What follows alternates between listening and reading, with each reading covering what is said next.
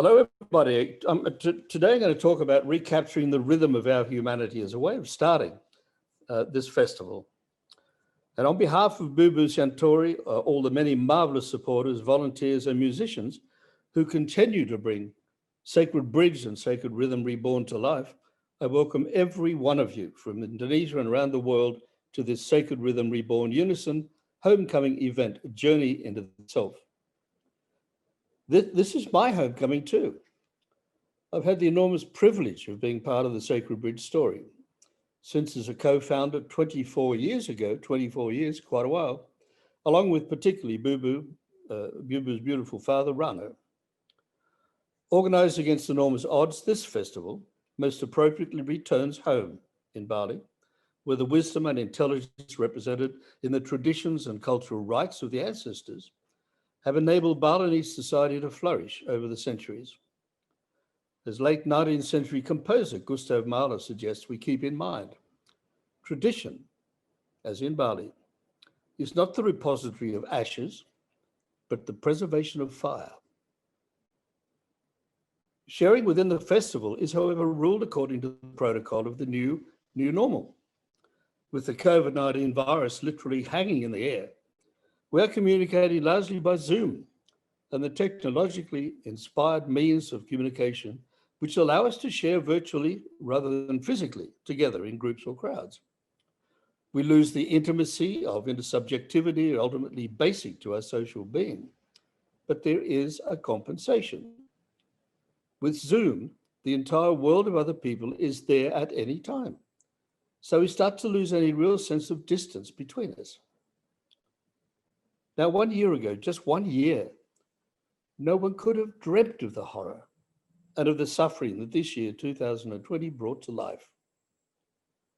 Whatever stabilities there were in our world were thrown into total chaos. Our social world became one of separation, our economic world one of non-work. Everything became different. The world as we knew it simply stopped.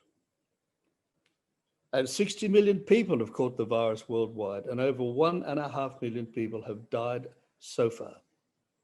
A major crisis for humanity. Crisis, as we can see now, throws everything up in the air. As it is used in the West, the double vision of the Chinese word for crisis, Weiji, is a good guide for what we do now. World society confronts both severe danger and opportunity. And this affects all of you. This homecoming festival is being held just as vaccination has arrived. The earliest clear possibility that world society may be moving out beyond COVID-19. So now is the time to act, to grasp opportunity. As the popular expression goes or encourages, strike while the iron is hot. Some political leaders want us to snap back to the world prior to the coronavirus pandemic. However, this is a disharmonious, divided world where domination and dependency coexist. It is or was driven by self-interest, where the global economic system is designed to look after the wealthy and thus deliver a massive inequity. But just to give you some very simple examples, 8 men, just 8 men, control as much wealth as half of the world's population, while many in the other half cannot even afford a few dollars to immunize their kids against measles or pneumonia or to eat. Meanwhile, as climate change now vividly demonstrates, the past system of assumed perpetual economic growth threatens our home, our planet, and its ability to sustain humanity even for 100 years more. Just look around you. The ice caps are demonstrably melting, causing our oceans to rise and inhabited islands to disappear. Australia suffered a totally new level of uncontrollable bushfires at the end of 2019. Category 5 cyclones are hitting the Pacific Islands this month on a previously never experienced frequency.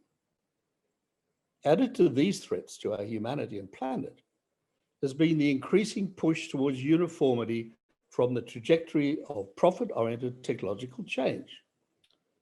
Losing diversity is a basic threat to creativity, which most often is fed by the unexpected or other cultural ways. Loss of diversity fundamentally threatens our ability to find new solutions to world problems and weakens vitality and resilience within our cultural home or our homes to meaning and action. With the coronavirus pandemic, it is almost like we've been hit by a cosmic bolt of lightning to wake us up, to stop us descending further. We should not go back to that past. So we must not simply snap back, but grasp opportunity.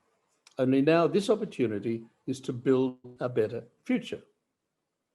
Fortunately, there's an increasingly strong voice emerging worldwide which calls for leaping forward in a new, more human way to recapture our humanity, to assert and bring to life a new future based on our human values of caring, sharing, connectedness, integrity, hope, trust as the meanings we live by instead of separative self-interest and suspicion.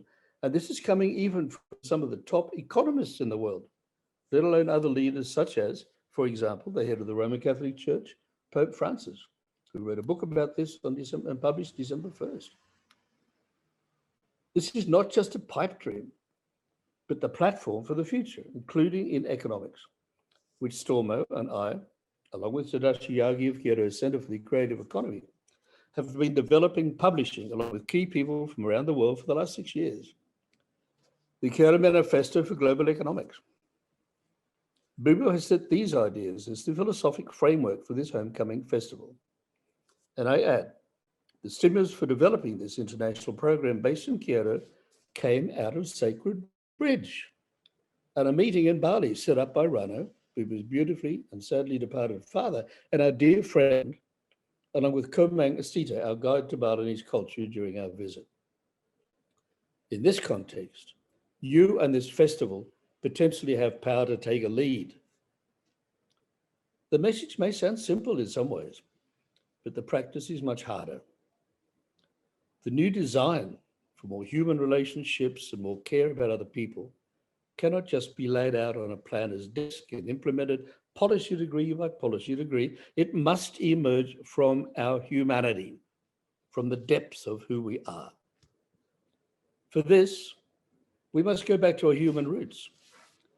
They're deeply planted in the rhythm and time of the cosmos and humanity's connection to it through rhythm and time, as expressed in music, in particular across cultures. The balloons of meaning, as we might describe them, that we all inhabit, but so often do not connect across with others. Sacred Bridge showed this so powerfully in the work we did to heal the desperately traumatized and orphaned children of the catastrophic tsunami, which overwhelmed Aceh at the end of 2004. Some of these kids had lost up to 40 relatives. Some had been swept by the wave up to 3 kilometers.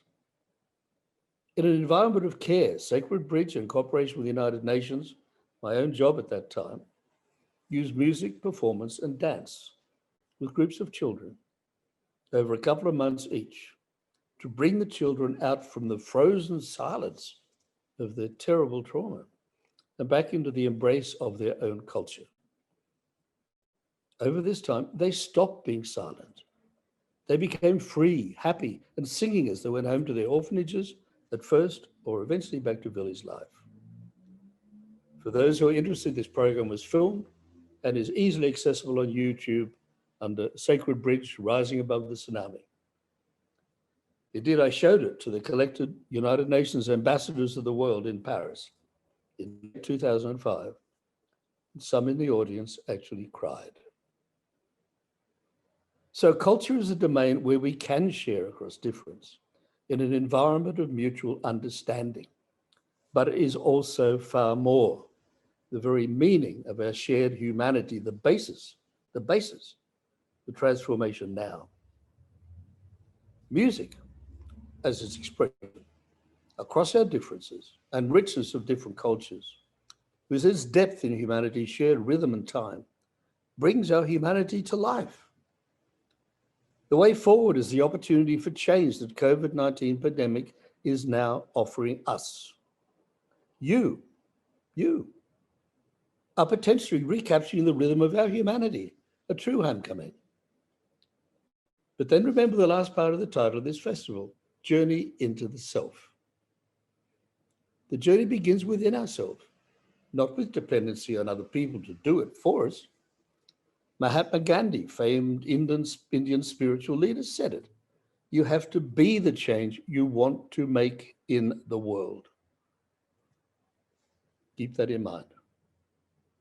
To finish this opening story, I take you back 20 years to the first International Sacred Rhythm concert at midnight, December 31st, 1999, in the four most sacred temples of Bali to welcome in the coming millennium, which I was able to have recognized as an official United Nations event to welcome in the year 2000, the already designated United Nations Year of the Culture of Peace, with a core message which was accepted by the United Nations.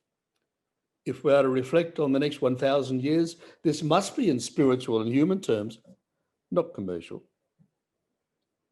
It's quite an amazing event with 1,000 Indonesian and 100 international percussionists brought music and culture from across the different worlds and cultures of our shared humanity into world focus directly associated with peace. Now, 20 years on, Sacred Bridge, shared partners, and you are taking this message of peace so much further to creating the forces which can capitalize on the crisis of the coronavirus pandemic to turn the world around to a safe and sustainable and caring home for our humanity. Based this time on trust, not self-interest and suspicion. Based on sharing across cultures and affirming the value of difference within our common humanity. What more important goal could there possibly be? I must finish with my dedication to what Sacred Bridge and particularly its primary founder, Rano Suntory, have given both to the world and to me. Rano, father of Bubu, who is most centrally involved in organizing this festival, provided the inspiration, commitment to make Sacred Bridge happen, along with so many committed and musical volunteers in particular from Indonesia. He was my very dear friend. We started to cooperate back in 1996, 4 years before that millennial concert. I wish to dedicate this Sacred Bridge Reborn Homecoming event to the key founder and inspiration of Sacred Bridge, and equally inspiration for myself, my dear friend Serrano Gara Siantori, who moved on from this life just over 1 year ago, leaving behind this immensely valuable legacy, which you are sharing in from today. Every blessing to you all from myself, Stephen.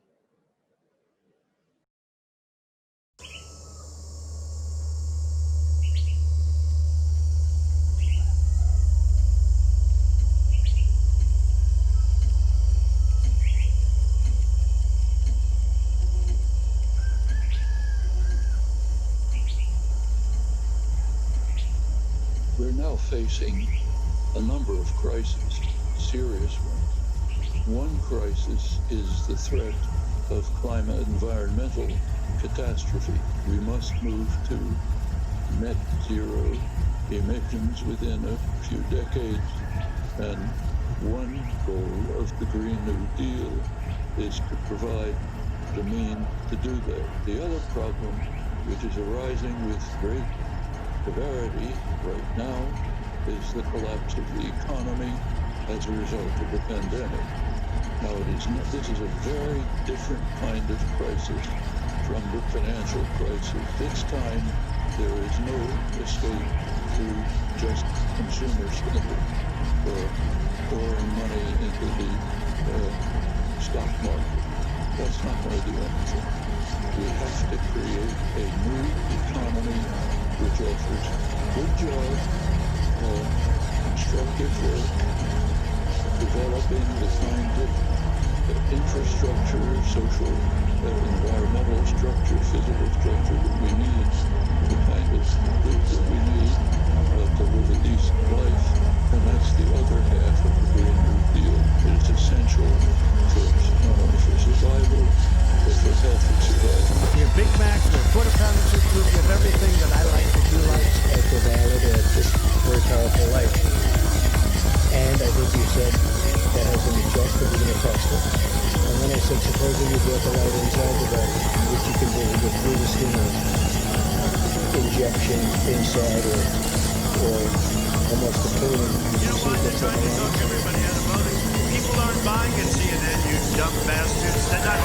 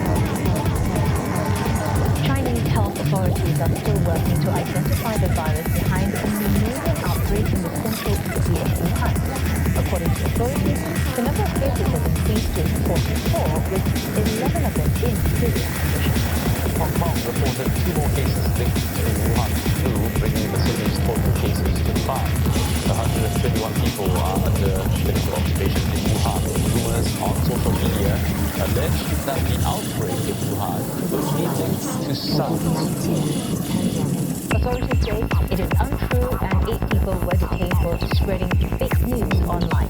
Health officials have ruled out common respiratory diseases such as influenza, avian influenza, and another virus, and they added that no obvious human-to-human transmission has been seen and no medical staff have been infected.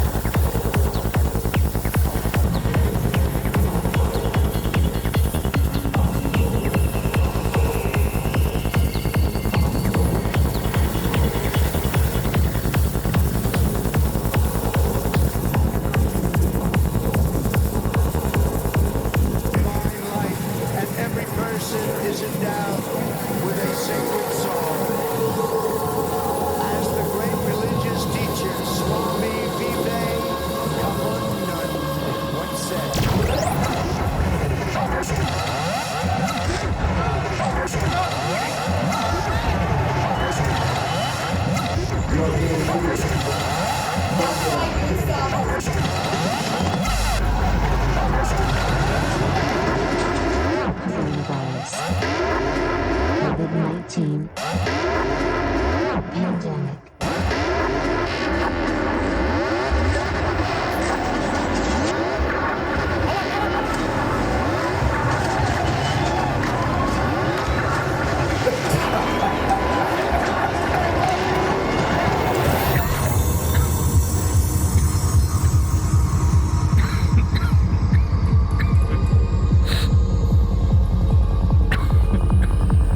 People are getting better through all this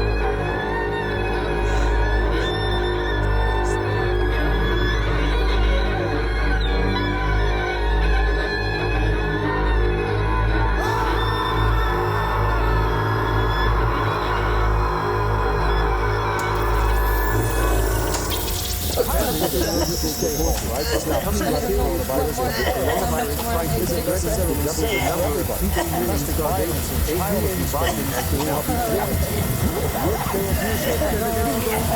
abuse to talk about the things that we're doing in life, calling some hospitals, getting wrong, starting to overflow with patients.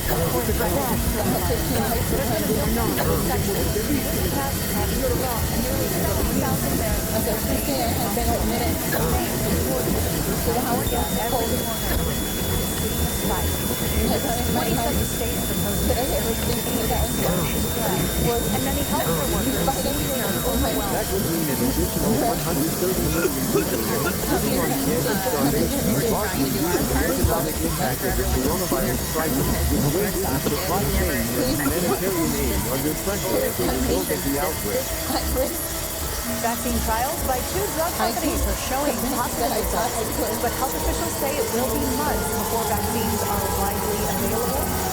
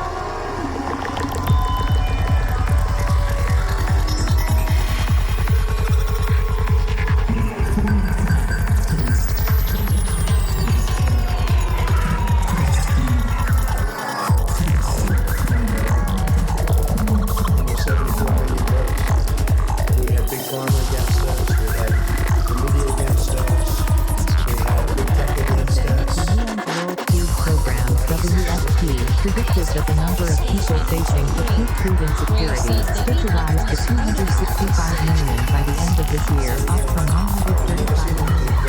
Because I told them I'm going to have to do this. I was put here to do the job. That the global economy was likely to experience the worst financial crisis since the Great Depression, predicting global growth would contract by 3%.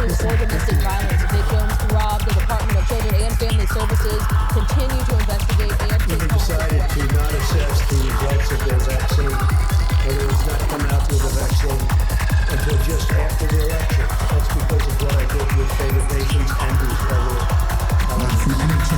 going to disappear one day, like a miracle, it will disappear and will be found.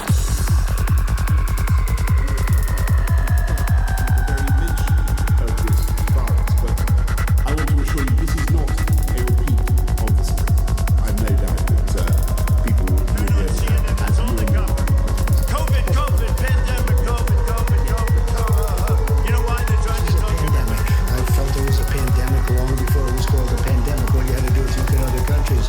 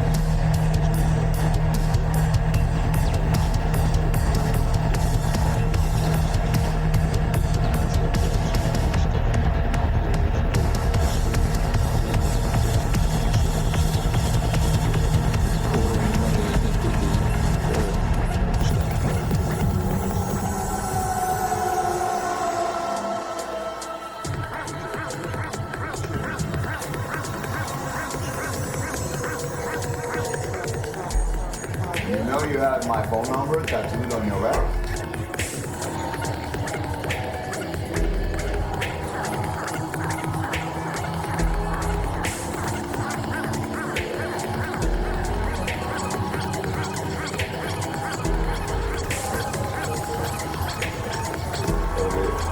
You know why they have like a knot at the end of this?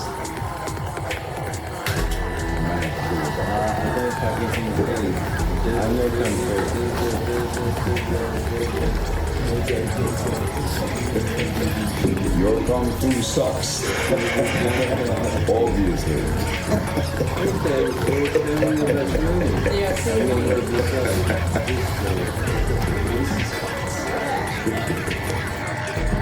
Continues to target beyond, and we continue to expose China. The Wuhan virus was made in China in a lab.